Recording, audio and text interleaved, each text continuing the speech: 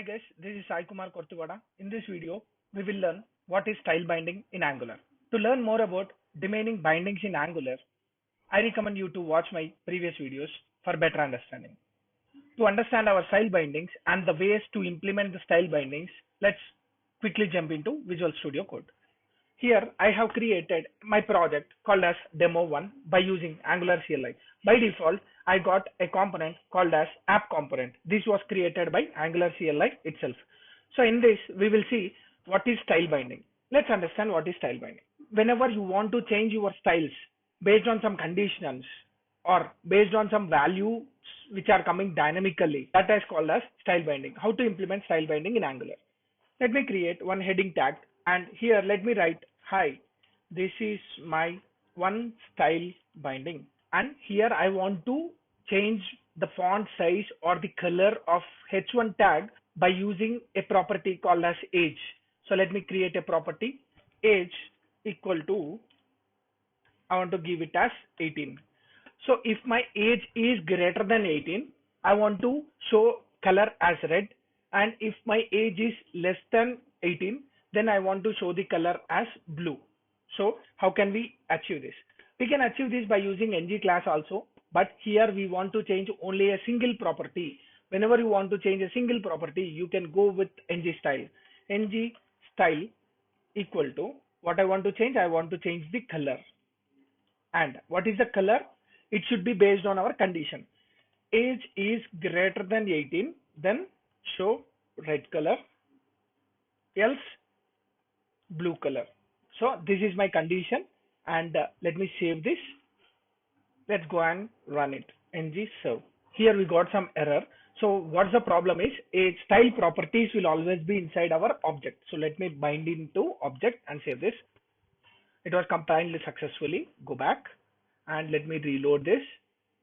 Yeah, now it is in blue color. Why it is in blue color? Because if you see here, my age is 18. So it is not greater than 18. It is equal to 18. So it is printing our blue color. So we are able to change our value of our styles of any HTML content by using style binding. We can use style binding in other way also. H1, let me create something like the font size, which I want to pass dynamically from the TypeScript itself. Dynamic font size equal to, let me give something called as 24 pixel. So save this and now go back, dynamic property binding type of ng style. So let me give ng style now, ng style, and I want to pass a property like font hyphen size. This size should be coming dynamically from our TS file. So paste this, save this. Now our font size should be equivalent to this 24 pixel. Let me go back and you can see here.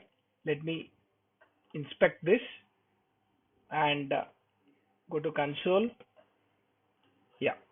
So if you see here, the font size is 24 pixel. Now it is changing our H1 style to our 24 pixel. That is the dynamic property which we are passing to the ng style.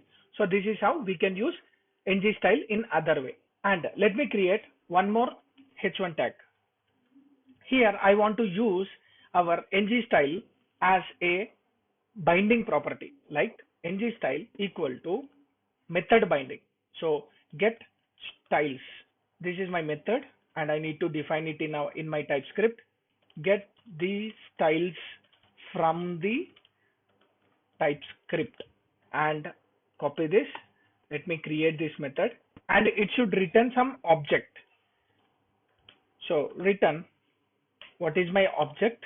Color red, and it is a type of string, and we can even pass the font size.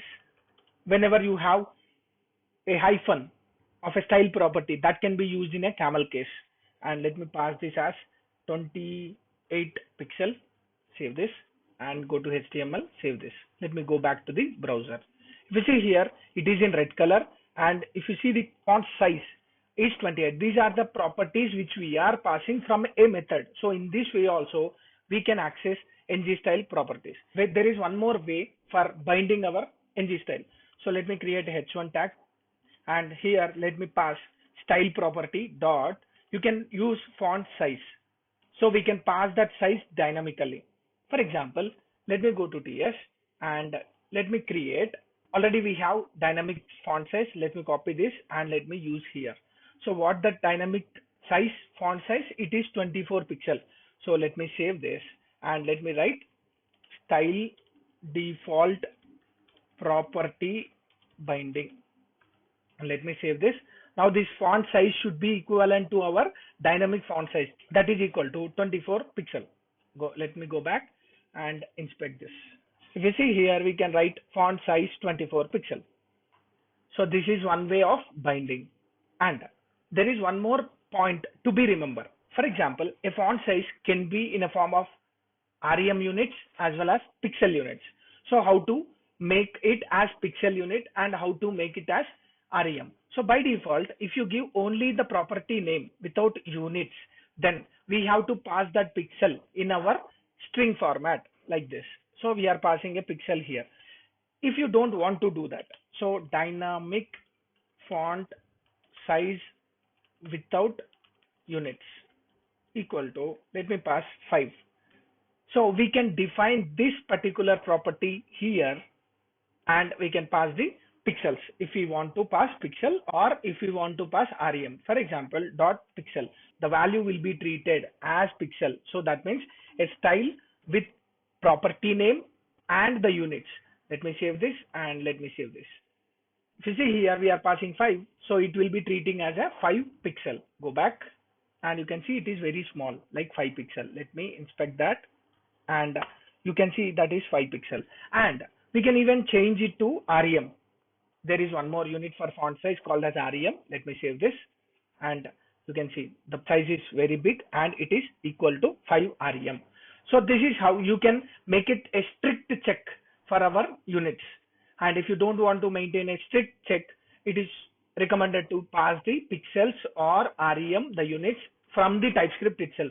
But anyway, it is always recommended to use our units in the HTML content itself, because a developers may pass REM, some developers may pass pixels.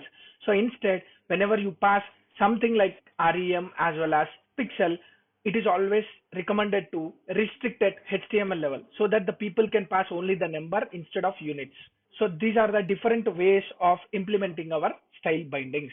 And coming to the comparison between our style binding and normal style property of HTML. H1, so I have something called as property binding style dot color equal to, I want to pass it as red color, and I want to pass style equal to, we have a object statement color red. So I have passed a default style red and this color is also same. So let me pass it as blue. So which one it will render, which will take it as a priority. Save this, go back and write something in between. Check the comparison and save this. Go back. So see here, it is always taking the property binding as the priority. So whenever you are using a style with binding, then that will be taking as a priority instead of your style. So this is how the style binding works. And these are the different ways of using a style binding. Hope you like my video. If you guys like my video, like, share, subscribe to my channel for more updates. Signing off. Thank you.